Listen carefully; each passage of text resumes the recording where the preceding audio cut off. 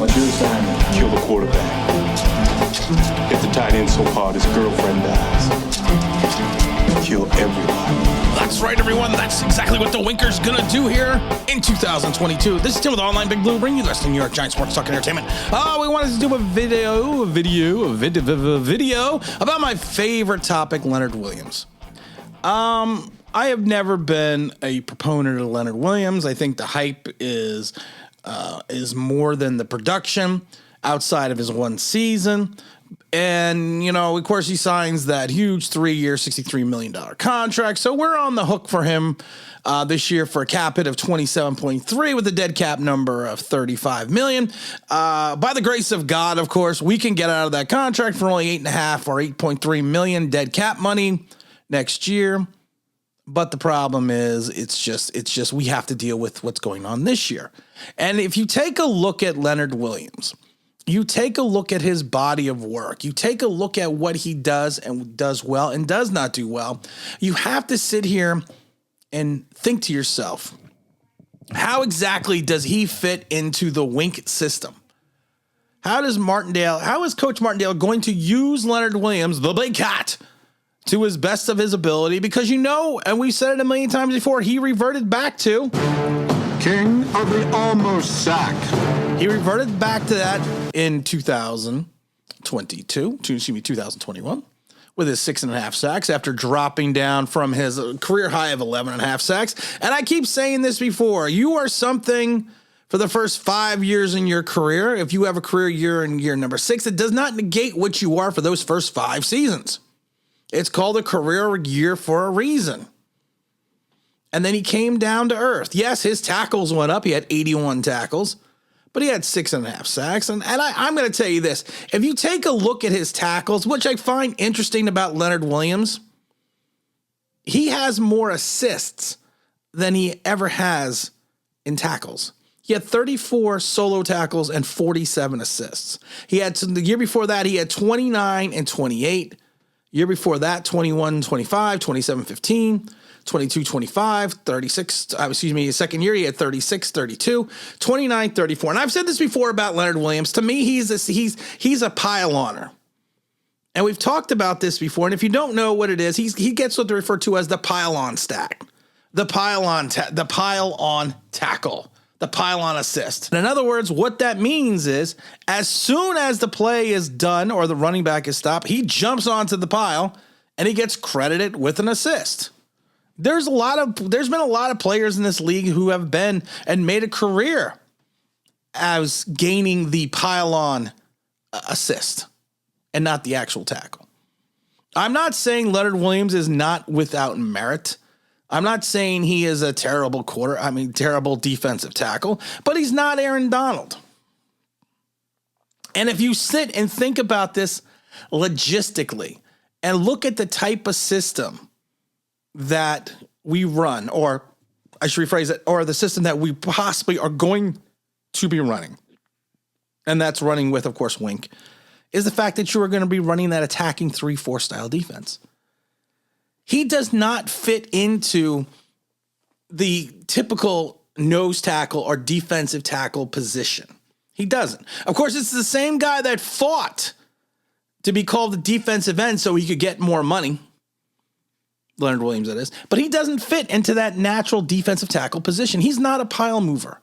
He's not a guy that's going to clog the middle. He's not a Dalvin Tomlinson. Hell, he's not even a Dexter Lawrence. Dexter Lawrence, to me, does not really fit that 3-4 system, but he fits it better than Leonard Williams.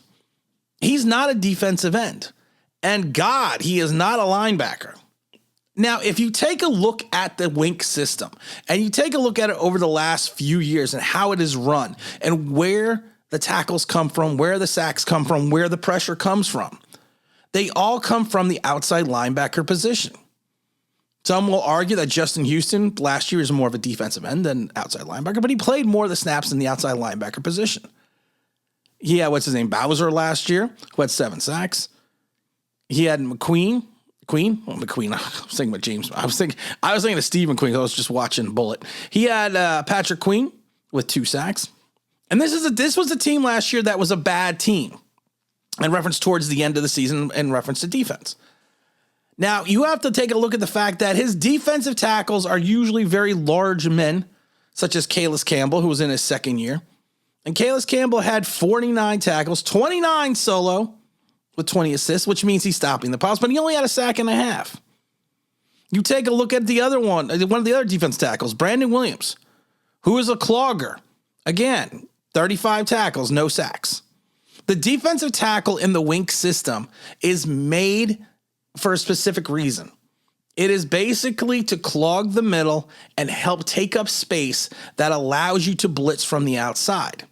It allows you to use your outside linebackers. It allows you to attack. Now, the biggest mistakes that I will tell you that the Ravens have made over the last 2 seasons is they have gone out and tried to find what I would refer to as pure defensive ends. Guys that are purely a defensive end, that they don't have much other skills with that. That's why they went out and they went out and signed Calais Campbell. They traded for Calais Campbell with the Jacksonville Jaguars. They traded for Calais Campbell, and that year, 2 years ago, he did have 4 sacks, but he also had his 28 tackles, and he had 18 solo and 10 assists. But he was listed as a defensive end. Calais Campbell is not a defensive end. Not a defensive end whatsoever. And again, all the sacks from 2 years ago came from Juden, who had 6 at right side linebacker. Patrick McQueen. You had McPhee. You had Ward. And then they went out and tried to pick up Unique Ngakwe, who was traded, of course, from Jacksonville to Minnesota, then Minnesota over to our old friends here in Baltimore. But it doesn't, the true pass rushing defensive end does not fit the wink system. You need to be able to play both with your hand in the dirt and standing up. That's not Leonard Williams' forte. And his forte is not being that in the middle guy that is going to sit there and slow everything down so your guys on the outside can make the plays. That's not Leonard Williams. Now, if you go back another season, if you go back to 19, which is pretty much if you look at the annals of the history of Winker, that 19 is probably his best season in regards to defensive ranking. Points allowed, they were 3rd in the league. Yards, they were 4th. Turnovers, they were 7th. That was probably his best job in regards to coaching in reference to his defense. But once again, if you take a look at his defense, where are all of his sacks coming from? Outside linebacker and Juden. Of course, Juden went over to gain more fame with the Patriots with his 12.5 sacks last year, but he had 9.5 sacks. And again, you have everything else, the majority of your pressure coming from, drum roll please, the right and left outside linebacker position. And then once again, you look at who's clogging the middle. They had Michael Pierce, who was actually a true nose tackle that year, had 35 tackles. He was a space eater. You also have guys that if you're taking a look at it as well, you know what, you're going to get more from, like I said, you're not getting much from your defensive end positions. Because of the fact, like I said, the blitz in reference to wink comes from, and I'm going to keep saying this over and over again, from the linebacker positions. Now, yes, of course, you will have opportunities and you will have time when your hand isn't in the dirt, but majority of the time you were standing up and blitzing from different directions. That's why Unique Ngakwe did not work very well with Baltimore. That's why in some ways Calais Campbell didn't work well with Baltimore, because of the fact that that's not what they were built and suited to do. Calais Campbell was a little bit more suited to be a run plugger, but Unique Ngakwe cannot play the run to save his life. And they were using him not only to try to maintain the edge against the run, but then put him in a blitz formation. And the fact is his snap count dropped exponentially while they were trying to do that. So the big question is, where does Leonard Williams fit in? Is he a stand-up linebacker? No. Is he a true defensive end? No, he does not have the pass rushing forte to get to the quarterback.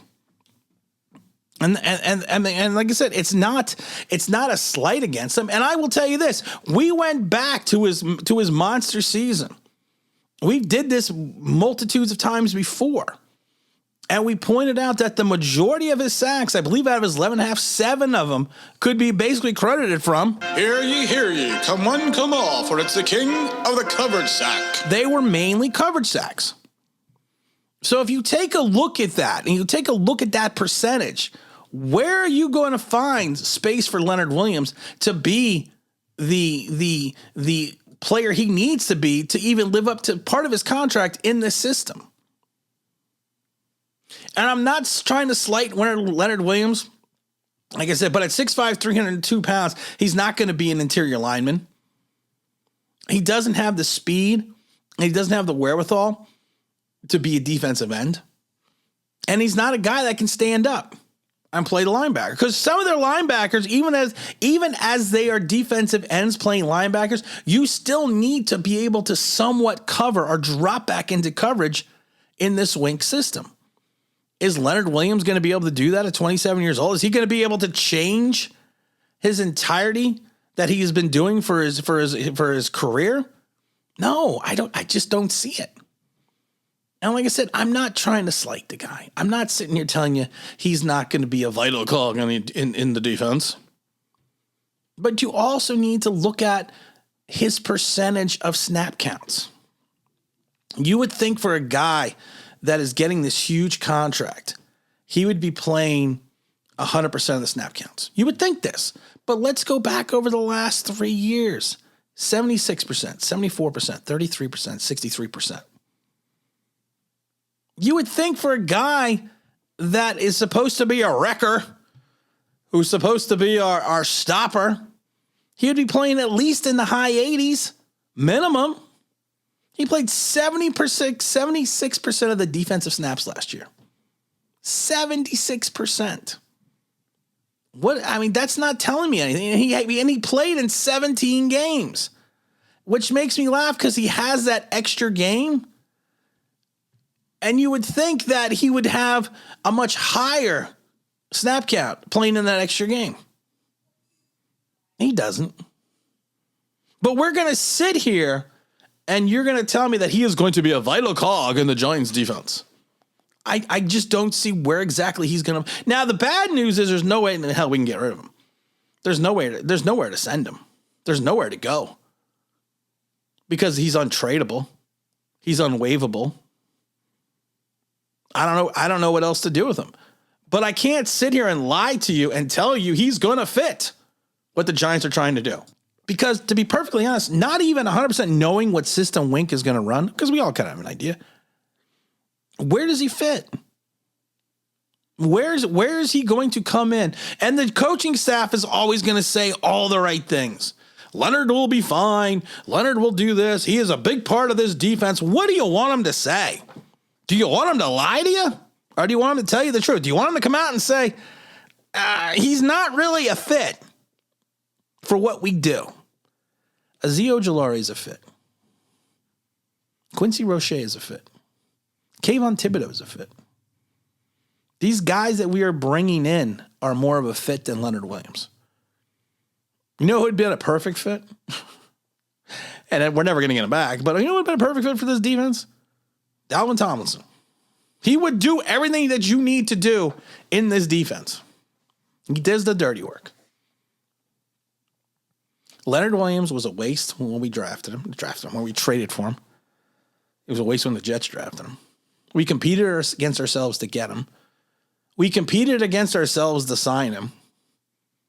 And now we're paying the price here in 2022 for that. Do I hope he does well? Sure.